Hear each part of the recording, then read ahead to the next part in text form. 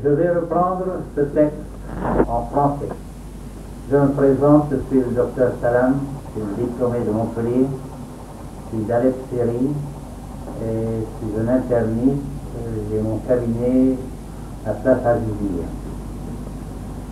Je pratique en Syrie depuis 1959 et Madame Bélian ici est ma cliente depuis 1961. Elle était venue chez moi au début pour des crises d'asthme, donc elle est guérie à présent. En 70, en octobre 70 exactement, Madame Bélian est venue chez moi un jour avec une épaule très tuméfiée et douloureuse. Elle était tellement tuméfiée et douloureuse que j'ai pris ça pour une arthrite aiguë. Je lui ai donné un traitement sédatif et anti-inflammatoire, n'est-ce pas? Je lui ai dit de repasser me voir dans quelques jours.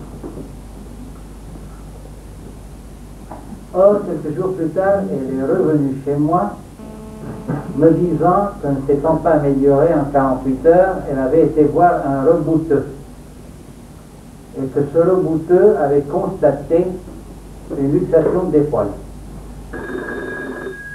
Or, elle avait omis de me dire que ce jour-là, elle avait tiré un gros divan. Quoi qu'il en soit, la luxation était inapparente vu la tuméfaction et c'est passé à côté. Enfin, le rebouteux lui avait remis l'épaule en place et lui avait mis une écharpe de maillot qui est restée pendant 30 jours.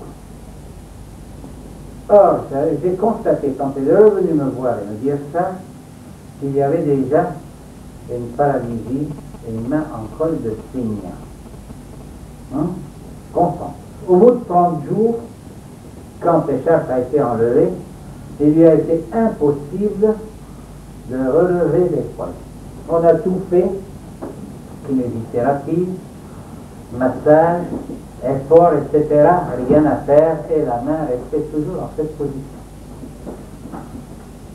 Et ce qui a suivi par la suite encore, et le plus étonnant, ça a été des stratifications qui sont apparues dans le coude, dont un biseau postérieur qui empêchait l'expansion du bras, de l'avant-bras sur le bras.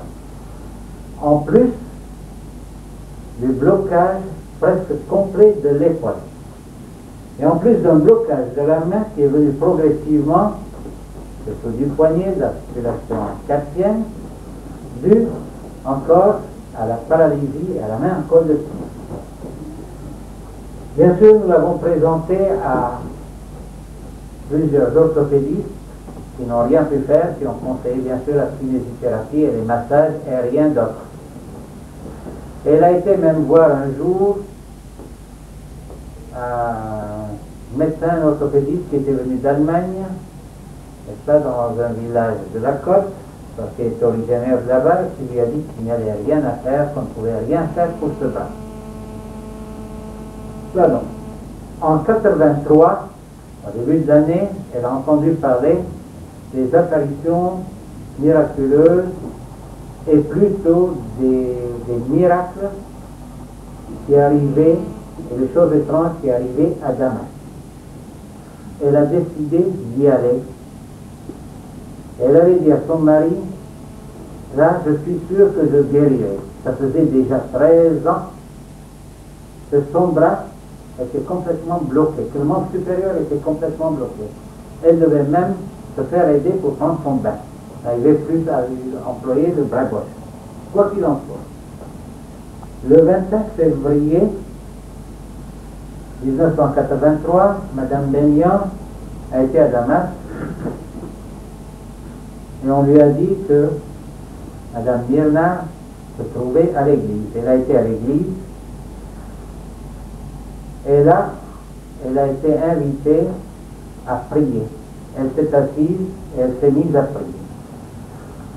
Au bout d'un moment, elle a senti comme une main qui lui comprimait la tête. Elle s'est retournée, il n'y avait personne.